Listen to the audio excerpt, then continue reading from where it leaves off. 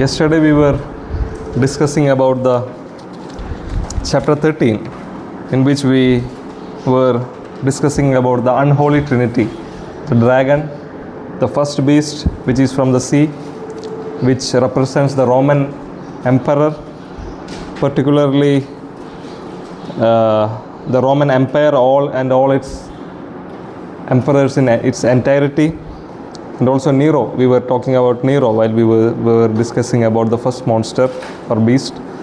The second beast was from the earth, which are the local leaders and the local councils which rules the local areas or the provinces of Rome. So we saw both the beasts, how they are torturing the people of God, how they are oppressing the people of God. We also talked about the mark 666, which can be the mark of Nero, which may denote Nero, the numerical value of his name, and also the number of imperfection, 666 against 777. So 13th, the unholy trinity is revealed. Unholy trinity प्रकट होता है और उन लोग कैसे परमेश्वर के लोगों को सताता है और अपना रूल कैसे करता है करके, उनका सिस्टम क्या है करके चैप्टर 13 में लिखा है. When coming to chapter 14,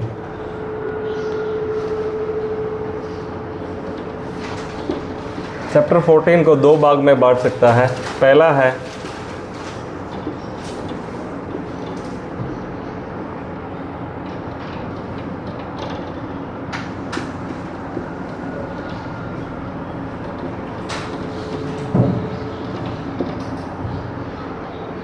verses 1 to 5.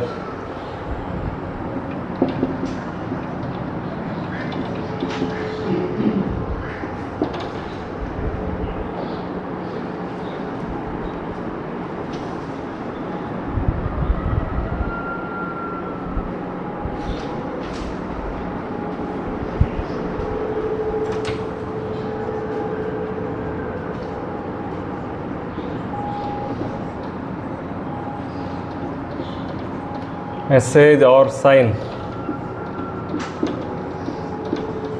7 angels, which is from verse 6 to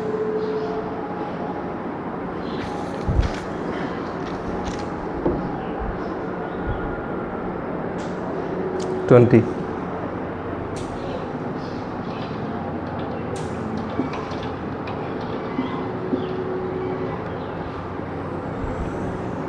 So coming to first part,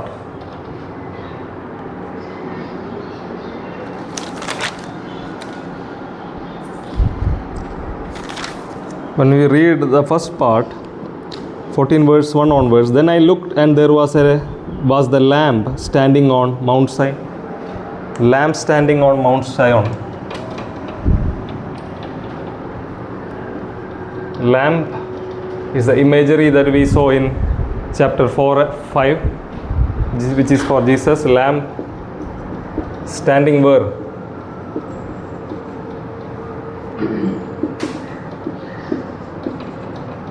Mount Zion.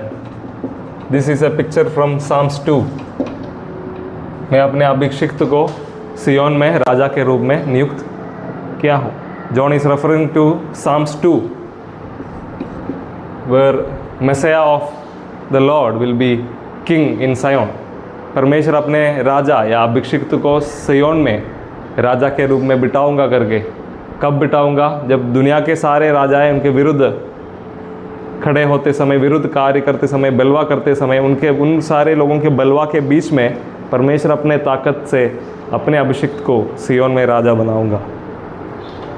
तो 13 अध्याय में बलवा करने वाले लोगों के बारे में दिखाया गया है. In chapter 13 the rebels are there. Dragon is rebelling against the kingdom of God. Monster, both the monsters, the whole world under the Roman Empire is rebelling against God and want to destroy the plans and purposes of God. They are mimicking God, duplicating God's ways and the and they are demanding worship from the earth. God is only worthy of worship. They are demanding worship from the people. तो rebels का picture दिया गया है 13 में. जैसे Sam's 2 में क्या है, जाति जाति के लोग क्या बोल रहा है, यहोवा और उनके अभिषिक्त विरुद्ध काम करते हैं. तो विरुद्ध काम करने वाले शक्तियों को 13 में दिया है, dragon, the Holi Trinity, unholy Trinity. अभी उनके बीच में परमेश्वर अपने राजा को या लैम्ब को माउंट सिय्योन में खड़े होते हुए दिखाया गया है. Which symbolizes victory. वो खड़े हुआ है उस माउंट पे. अभी and with him were 144,000 who had his name and his father's name written on their foreheads. उनके साथ ये माउंटेन में खड़ा है. बीस्ट कहाँ खड़ा है? सी,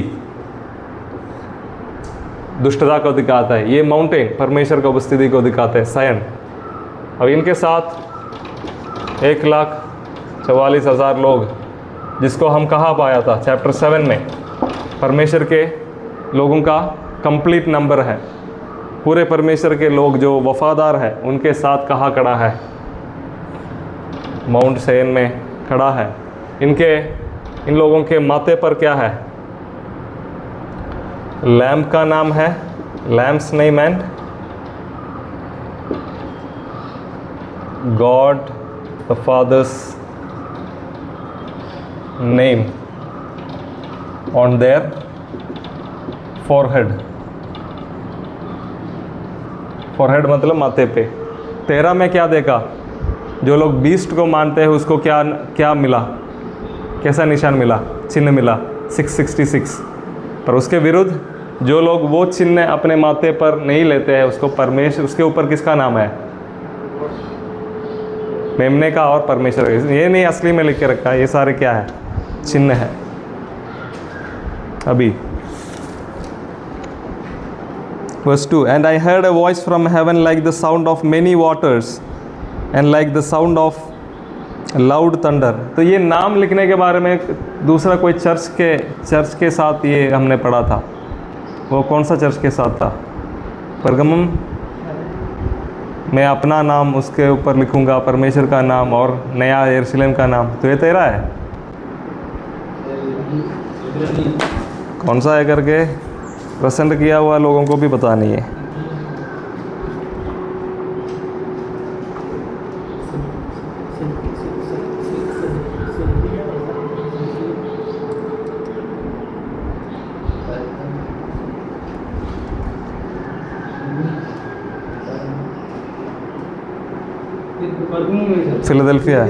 फिलाडेल्फिया 3 का. तो परमेश्वर का नाम सब, मतलब इन लोग परमेश्वर का है करके है. परमेश्वर का नाम और यीशु मसीह का नाम उनके माथे पर होगा, मतलब इन लोग परमेश्वर का है, परमेश्वर का लोग है. 666 बीस्ट का है. तो वो दोनों तुलना करके हम समझना है ये बातें. नाउ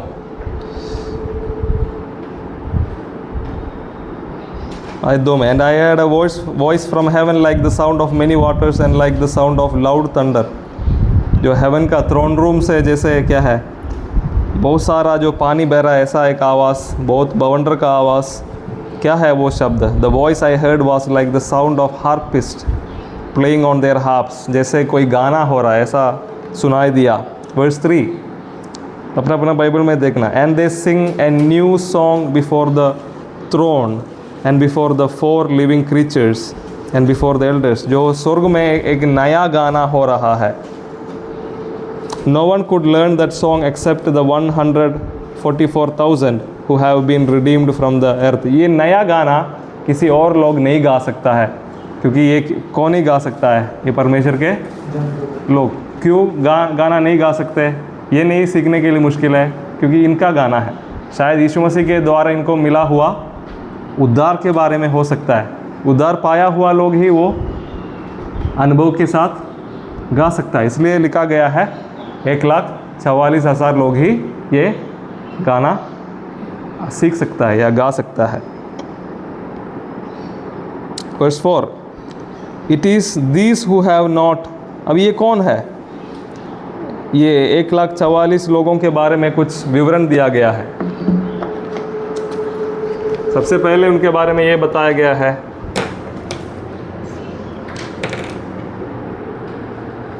वर्स 4 में, they have not defiled themselves.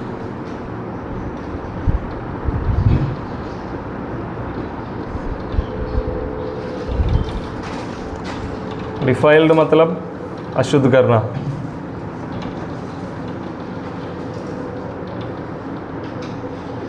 They have not defiled themselves with women.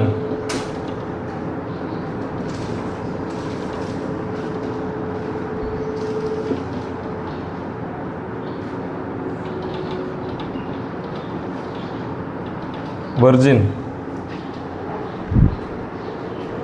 दूसरा इनके बारे में लिखा है, These follow lamb wherever he goes.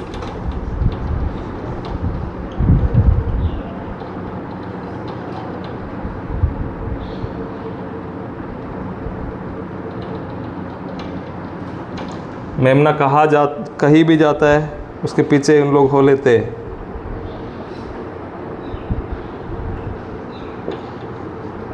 They have been redeemed.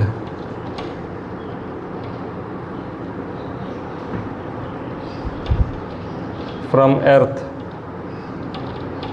as first fruit.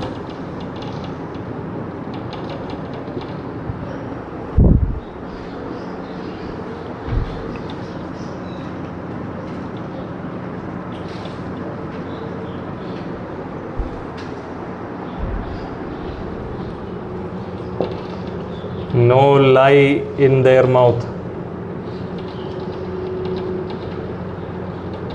झूठ नहीं पाया उनका मुंह में। ब्लेमलेस, निर्दोष। कम से कम कुछ 5 बातें इनके बारे में लिखा गया है।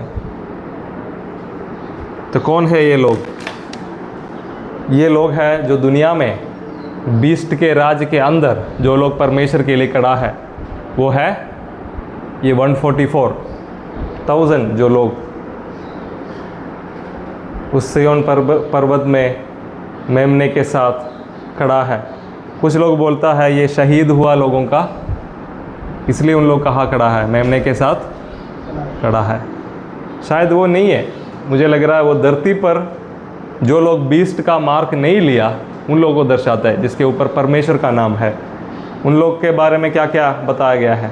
तो 1,44,000 7 अध्याय में हमने देखा परमेश्वर के लोगों का पूर्ण संख्या है। It is the complete number of the people of God who are faithful to God. तो उनके बारे में ये क्या क्या लिखा है? They have not defiled themselves with woman. Virgin, virgin मतलब क्या है? कुंवारी बोलते हैं। तो इनके बारे में ये कौन है? This people are male. Male, virgin males मतलब क्या है? वर्जिन मेल्स ये पुरुष लोगों के बारे में बताया गया है। तो मेल के लिए वर्जिन इस्तेमाल नहीं, सिर्फ तो ये एक चिन्ह के रूप में समझना है। पुराना नियम में युद्ध के लिए जाते समय परमेश्वर का नियम यह है, युद्ध करने के लिए जाने वाले सोल्जर्स युद्ध के समय, उसके पूरा युद्ध के दौरान किसी स्त्री के साथ लैंगिक संबंध नहीं रख सकता। ये नियम है, मूसा का नियम है। युद्ध के दौरान लैंगिक संबंध से अलग रहना है। तो दिस शोस, एक है इनका प्योरिटी, होलीनेस। ये वर्जिन है, मतलब ग्रीक में शब्द जो इस्तेमाल किया है नॉट डिफाइल्ड, इधर वर्जिन। वर्जिन का जो वर्ड है ना, हिंदी में कुंवारी लिखा है। वर्स 4 में क्या वर्ड इस्तेमाल किया है? कुंवारे, मेल है इसलिए। तो वर्जिन जो साउंड इस्तेमाल, वर्जिन मतलब कभी शादी नहीं हुआ, लैंगिक संबंध हुआ ही नहीं। मतलब क्या है? अपने आप को किसी एक मकसद के लिए अलग किया हुआ लोग। दूसरा कोरिंदी 11 का 1 से लेकर पढ़ते समय कलीसिया को क्या करके बुलाया है? मसीह के साथ क्या है? मंगनी हुआ है। एक पुरुष के लिए क्या है? एक पुरुष के लिए मंगनी हुआ है, कलीसिया का रिश्ता ऐसा बताया गया है, शादी होने वाला का रिश्ता पक्का हुआ है, उस एक ही पुरुष के लिए कौन इंतज़ार कर रहा है? कुंवारी जैसे। तो कुंवारी बनना ये फेथफुलनेस का निशान है, फेथफुलनेस। एक ही पति का पत्नी या एक ही पति के साथ पति नहीं बना, पर क्या है, वो रिश्ता पक्का हो गया, उसी में ही वो फेथफुलनेस को दिखाता है। Virginity, virginity is the symbol of faithfulness.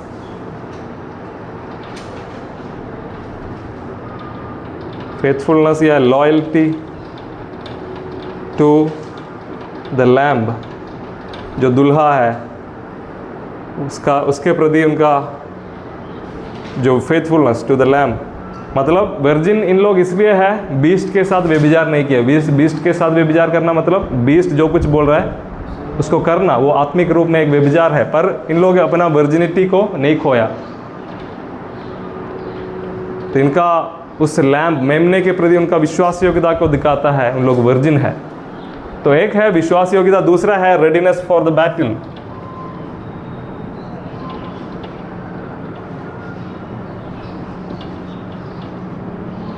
इन लोग लड़ने के लिए तैयार है। मतलब पुराना नियम के बारे में मैंने बोला, युद्ध के लिए क्या है, सारा सेक्सुअल इंटरकोर्स से अलग रहना है। चाहे शादीशुदा हो नहीं हो तो भी क्या है, कोई सेक्सुअल रिलेशंस नहीं होना चाहिए वो क्या है युद्ध के समय पर। तो एक है ये वर्जिनिटी दिखाता है, फेथफुलनेस टू द लैम्ब। दूसरा है युद्ध में जाने का उस तैयारी। तो पुराना नियम में थोड़े देर के लिए, युद्ध के समय के लिए ही अलग रखना है लैंगिक संबंध से, पर ये वर्जिनिटी का मतलब क्या है, एक परमानेंट रेडीनेस, हमेशा के लिए इन लोग रेडी है। Permanent readiness for the battle, कभी भी युद्ध हो जाए हम तैयार है, और कोई मकसद नहीं है हमारा। आम साधारण बातों से उन लोग अपने आप को अलग करते हुए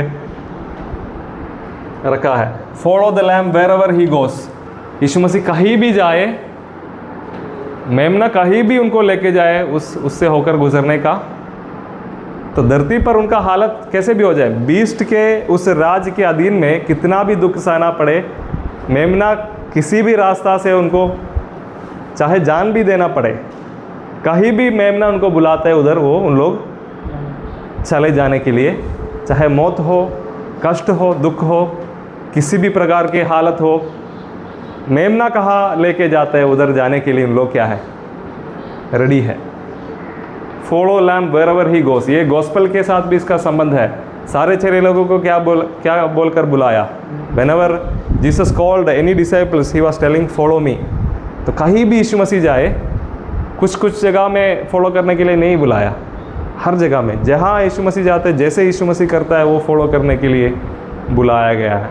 आखिर में यूहन्ना रजी सुसमाचार के अंत में भी क्या है, फॉलो मी, कहीं भी मैं ले जाता उधर मेरे पीछे हो ले। तो ये नहीं आधी रास्ता पीछे हो लेते या कुछ बातों में नहीं, कहीं भी जाते, wherever he goes they will follow. Have been redeemed from the earth, उन लोग छुड़ाया गया लोग है, मतलब बाकी लोगों से अलग है, बाकी लोगों से परमेश्वर इनको अलग किया है, बचाया है, यीशु मसीह का खून के लहू के द्वारा बचाया गया है। कैसे, जो आती फल, क्या प्रथम फल हिंदी में क्या है, फर्स्ट फ्रूट के लिए पहला भाग, फर्स्ट फ्रूट मतलब क्या है। पुराना नियम में ऐसा एक नियम था, आराधना का एक नियम था, अगर आपको एक अच्छा आप बीज बोया, अच्छा फसल हुआ, तो कटनी का एक पहला भाग परमेश्वर के लिए लेके आना, या पहला जो फल निकल रहा है किसके लिए लेके आना है, परमेश्वर के लिए। क्यों लेके आ रहे हैं, दो बात है, एक है परमेश्वर ने मुझे ये फसल खेती करने का पैसा दिया, क्या है, हेल्थ दिया और अच्छा मौसम दिया, तो परमेश्वर मेरा साथ दिया तभी मुझे ये फल, इसलिए ये परमेश्वर का ही है। तो परमेश्वर को आदर कर रहा है उस बात के लिए, तो पहला फल लेके परमेश्वर को देता है। दूसरा इसका मतलब ये है, ये तो पहला बाग है, पीछे बहुत बड़ा कटनी, ये तो फर्स्ट फ्रूट है, और भी कटनी बाकी है, और भी इसके पीछे है। तो ये दोनों मतलब इधर लेते समय क्या है, एक है इन लोग परमेश्वर का है, फर्स्ट फ्रूट का मतलब। अभी और भी बहुत लोग इसमें इस झुंड में जुड़ने का है, मतलब ये एक बाग है जो जयवंत हुआ है, और भी बहुत इनके पीछे और भी पीढ़ियाँ आना है, एक बहुत बड़ा कटनी और है। तो उस ज़माने का विश्वास योग्य जो परमेश्वर के लोगों को दिखाते हैं फर्स्ट फ्रूट, मतलब पहला जो झुंड है। अभी और भी बहुत लोग परमेश्वर के लिए है, अलग अलग पीढ़ी जो आने वाले ज़माने में आने वाले लोग और भी है इस झुंड में जुड़ने का, ये मेमने का। समझ गए? डाउट है इसमें? अभी और क्या लिखा गया है? No lie in their mouth, उनके मुंह में झूठ नहीं। झूठ किसका निशान करके बोला 13 में? बीस्ट का। बीस्ट का मुंह से क्या निकलता है? निंदा और झूठ, है ना। ड्रैगन, ये बीस्ट, सबका खूबी क्या है? झूठ बोलना, पर इनके मुंह में झूठ। तो बीस्ट का रास्ता से, स्वभाव से बिल्कुल अलग है, सच्चाई बोलने वाले लोग। तो बीस्ट का जो झूठ, मतलब ये नहीं सिर्फ कोई भी झूठ बोलना। क्या है? कहाँ थे? मैं हॉस्टल में हूँ सर। कहाँ होगा? कोई दुकान में खड़ा होगा, है ना। वो झूठ नहीं, वो भी झूठ है। इधर झूठ क्या है? जो झूठ के कहानी बीस्ट ने बोल के रखा, मैं हूँ परमेश्वर, I am the son of God, मुझे सब लोग आराधना करना है। कौन है ये? वो गीत देखा ना हम 13 अध्याय में, बीस्ट के लिए गाना जो गा रहा, क्या है? बीस्ट जैसे आराधना का योग्य कौन है? कौन है इस जैसे? ये सारे झूठ का कहानी जो फैल के रखा है, वो झूठ विश्वास करके लोग उसके आराधना में, वो है सब सारा दुनिया का। तो झूठ आमतौर पर जो बोलने वाला झूठ सिर्फ वो नहीं है इधर, मतलब जो झूठा कहानी फैल चुका है, तो उसमें शामिल नहीं होते इन लोग। Do not take part in the false narrative.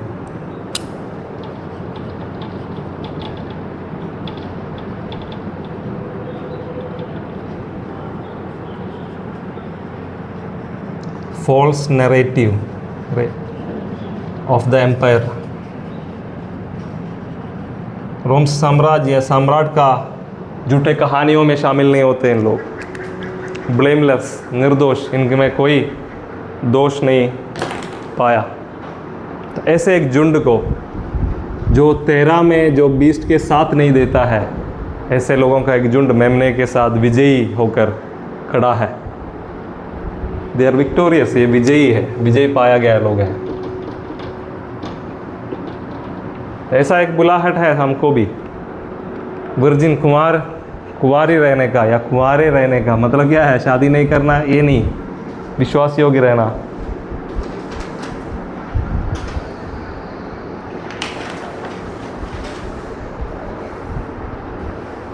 ठीक है, कोई डाउट है इसमें? निर्दोष, कोई दोष नहीं पाया इनमें। हिंदी में क्या वर्ड है? निर्दोषी। हाँ, और क्या?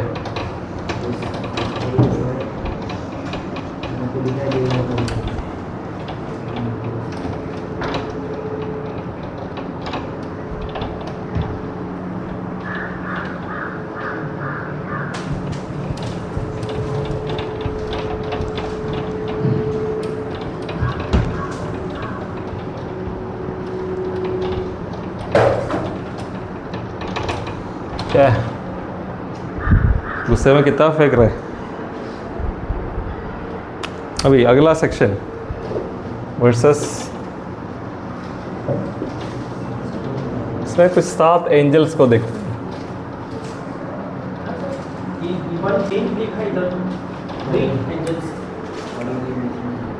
पहला एंजल क्या लेके आ रहा है? क्या संदेश लेके आ रहा है? आपको जल्दी आप लोग ही बताओ, ज़्यादा विस्तार पूर्वक नहीं बताऊंगा। पहला एंजल का संदेश क्या है?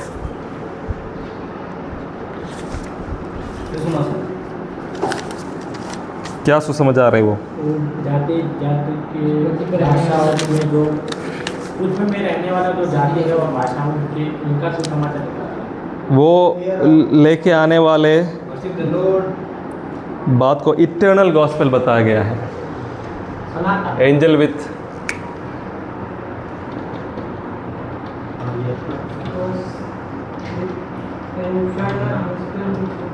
Eternal gospel, angel with eternal gospel, angel with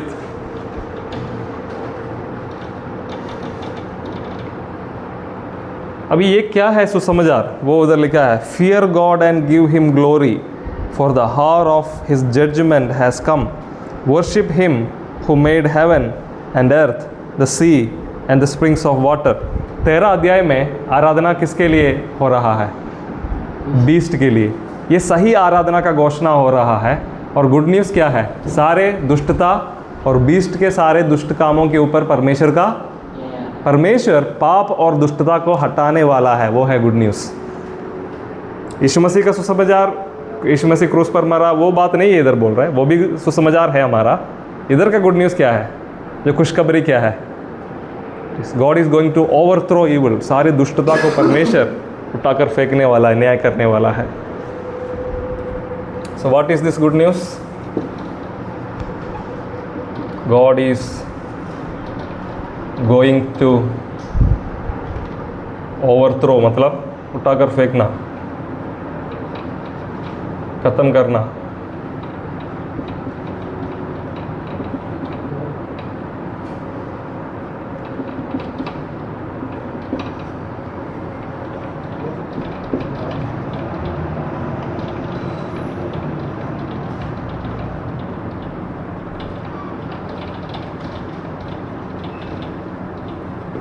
कौन है? बीस्ट एंड हिज फॉलोअर्स, जो भी है, जो भी दुष्टता को, अब ये गुड न्यूज़ क्या है? Glory, honour, worship belong to God. वो योग्य है, सच्चे परमेश्वर है, सारे आदर महिमा। तो ये है गुड न्यूज़। तो कौन? परमेश्वर न्याय करने वाला है करके लिखा है। अभी दूसरा एंजल क्या बोल रहा है? पहला एंजल बोल रहा है वर्स 7 में, दूसरा एंजल वर्स 8 में क्या बोल रहा है? जल्दी।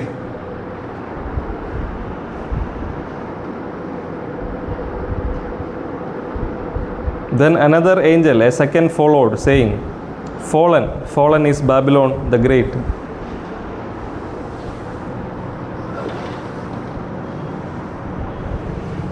दूसरा एंजल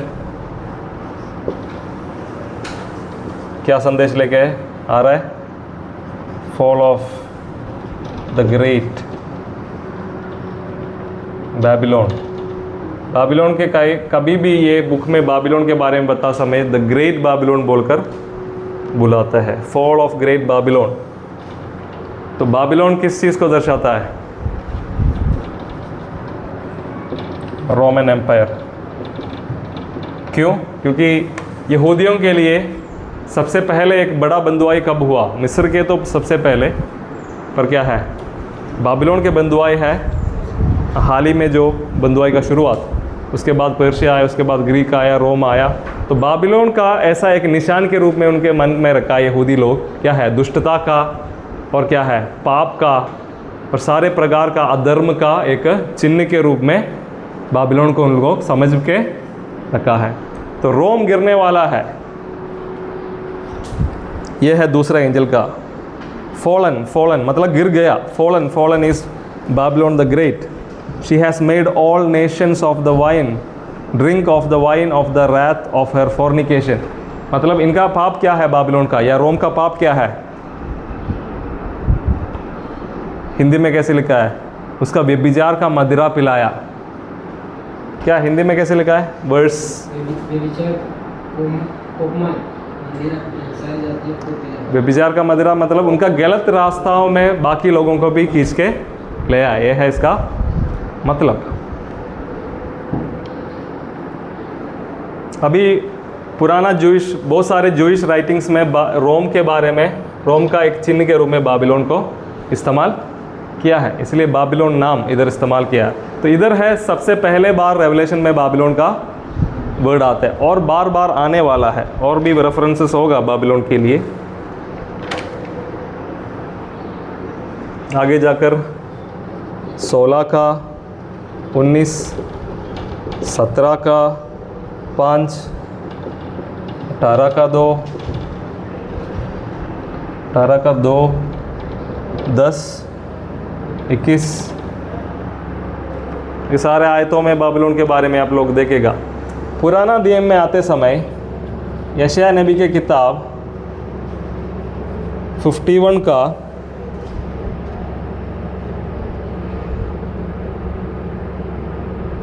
17 से लेकर 23 तक, और यिर्मयाह का किताब चैप्टर 50 और 51, ये दोनों अध्याय में परमेश्वर बाबिलोन का न्याय करूँगा। क्यों? यहूदा को कौन बंधुआई में लेके गए? बाबिलोन। बाबिलोन जितना दुष्टता के साथ व्यवहार किया यहूदा के साथ और बाकी जातियों के साथ, उनके हिसाब से बाबिलोन को उनका जो अधर्म और दुष्टता के कारण परमेश्वर, घमंड के कारण परमेश्वर न्याय करूँगा करके इन सारे आयतों में लिखा है। तो उसके बीच में एक आयत आता है, ये 51, ऐसे 51 के बाद 52 का 7 में आता है, एक एंजल गुड न्यूज़ लेके आ रहा है।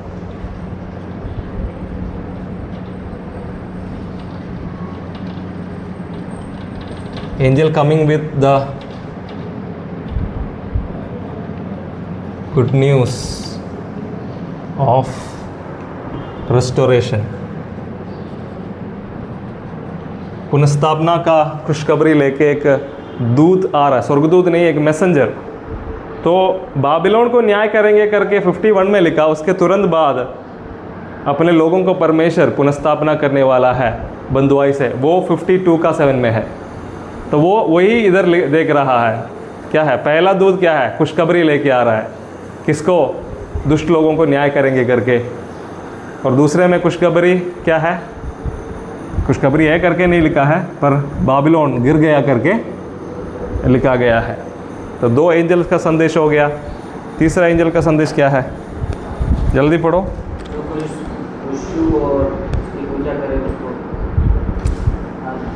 तो judgment on the worshippers of the beast. पूरा विस्तार पूर्वक नहीं बताऊंगा। थर्ड एंजल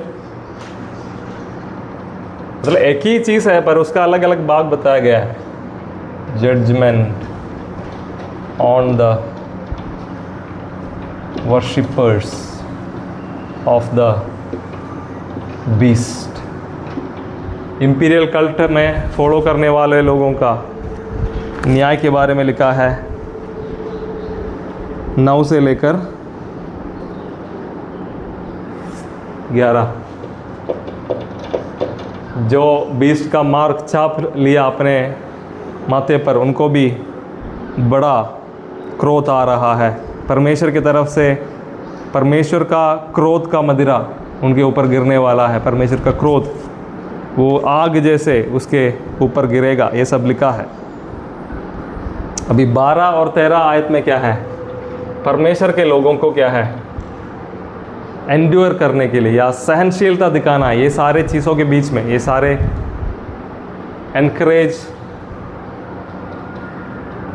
एनकरेजमेंट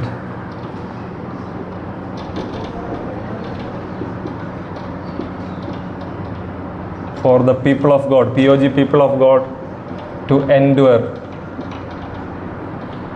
endure मतलब अंत तक बने रहना या सहकर धीरज रखने के लिए। endure till the end, अंत तक। अभी चौथा एंजल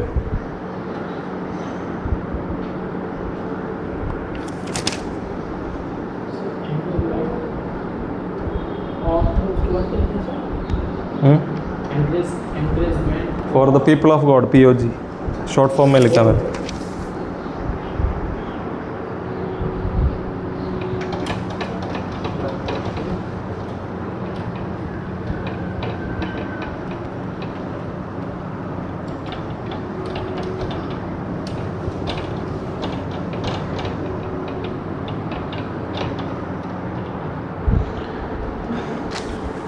बाकी आयतों को ध्यान से देखना। 14 का 14 में आते समय इधर फेमस ये आयत आते हैं 13 में। And I heard a voice from heaven saying write this, blessed are the dead who from now on die in the Lord. जो मसीह में जो मरते हैं वो आशीषित है। मसीह में मरने का मतलब क्या है? ज़िंदगी में मसीह के साथ वफ़ादार रहा, उन लोग हैं मसीह में जो लोग मरते हैं। जो बीस्ट के साथ है वो वफ़ादार नहीं है, तो उन लोग आशीषित लोग हैं। ब्लेसडनेस के बारे में हमने सबसे पहले क्लास में चर्चा किया था। अभी 14 में आते समय, then I looked and there was a white cloud and seated on the cloud was one like son of man. तो तुरंत हम सोचेंगे कौन है? दानियल का वो वाला सन ऑफ मैन नहीं है, उनका जो लिखने का अलग है, सन ऑफ द मैन करके एक ये है यीशु मसीह के लिए। ये सन ऑफ इंसान जैसे एक व्यक्ति को दिखाई दिया। क्लाउड है करके तुरंत उधर नहीं भागना। कुछ लोग बोलते हैं ये यीशु मसीह है करके, सन of man on the cloud, पर इधर शायद एक नॉर्मल एंजल ही हो सकता है। With A golden crown on his head and A sharp sickle in his hand. मतलब कटनी के लिए, सिकल मतलब क्या है हिंदी में? जो कटनी के लिए इस्तेमाल करते हैं ना, एक चाकू, ये एक ऐसे क्या है, ऐसे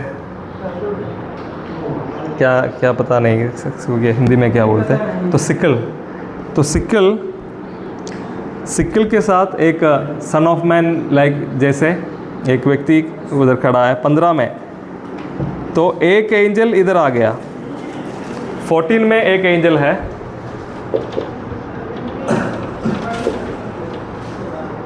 angel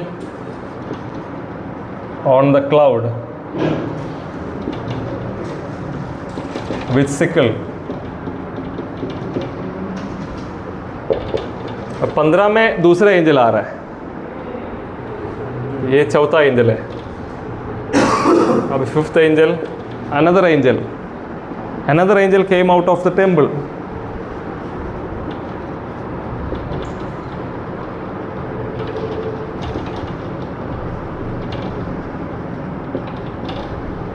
Another angel came out of the temple. वो क्या कर रहा है? Calling with a loud voice to the one who sat on the cloud. तो जो क्लाउड में बैठा था उसको क्या बोला? 15 में, calling with a loud voice to the one who sat on the cloud, use your sickle and reap, for the hour to reap has come, because the harvest of the earth is fully ripe. मतलब जो मंदिर से आया हुआ या परमेश्वर की उपस्थिति से आया हुआ एंजल है, मंदिर से आया हुआ एंजल क्लाउड में बैठा हुआ एंजल को बोल रहा है, तुम्हारे हाथ में जो सिकल है उससे कटनी काटो, फसल काटो करके, क्योंकि पूरा धरती पक चुके हैं खेती के लिए। अभी क्या हो रहा है? Verse 16, so the one who sat on the cloud swung his sickle over the earth. तो वो काटने शुरू किया, and the earth was reaped. पूरा फसल का काटनी हो गया। ये पूरा अंत का न्याय के बारे में दिखाता है। This shows the final judgment.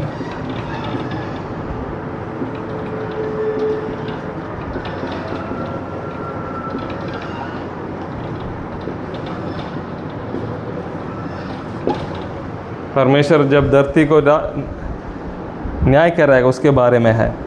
Verse 17, then another angel, फिर से एक और angel, 6th angel,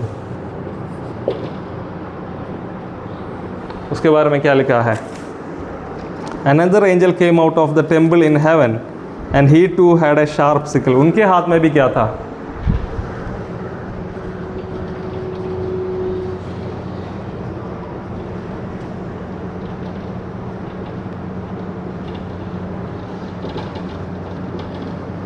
sharp sickle, वो तेज वाला एक सिकल उसके साथ था।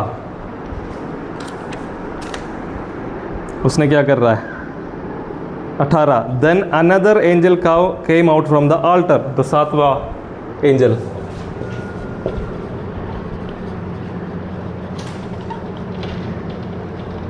आल्टर किस चीज को दिखाता है?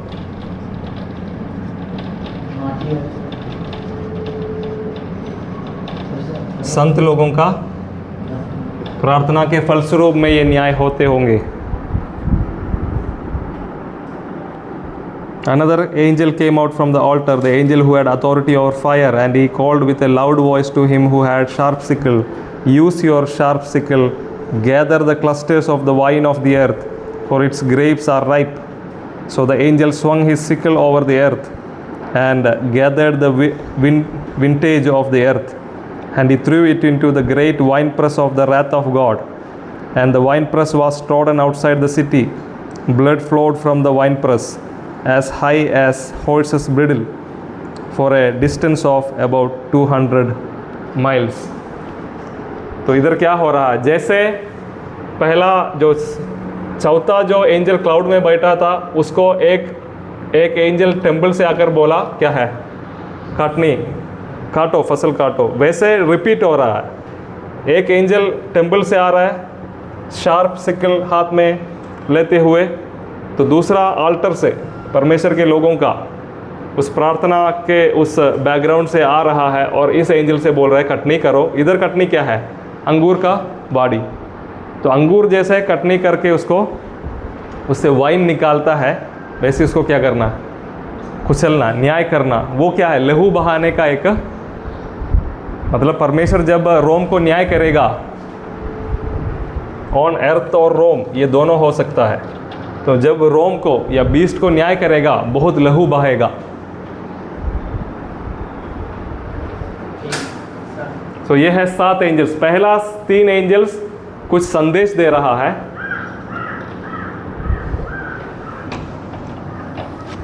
तो this chapter 14 verse 6 to 20 is sign of 7 angels, sign of 7 angels का चिन्ह। 7 एंजल्स, उसमें पहला 3 मतलब 9 से लेकर 12 तक, मैं 6 से लेकर 3 मैसेजेस ऑफ 3 एंजल्स। अभी 13-14 संदेश है प्रोत्साहन का, नहीं 12-13। अभी 14 से लेकर 20 तक 4 एंजल्स इम्प्लीमेंटिंग द जजमेंट, न्याय को उन लोग चुका रहा है। द रैथ ऑफ गॉड, परमेश्वर का क्रोध धरती पर।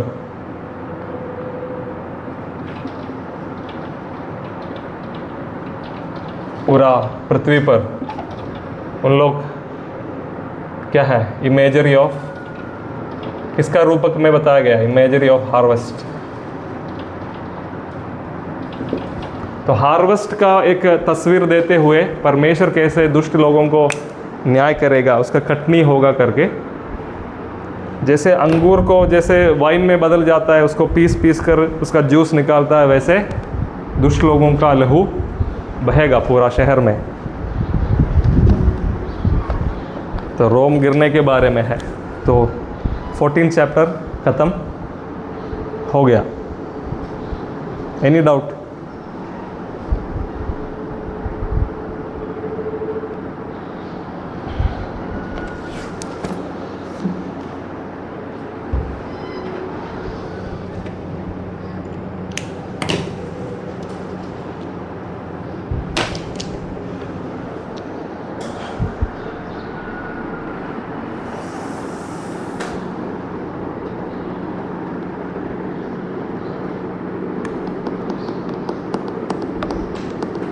पोस्ट करना।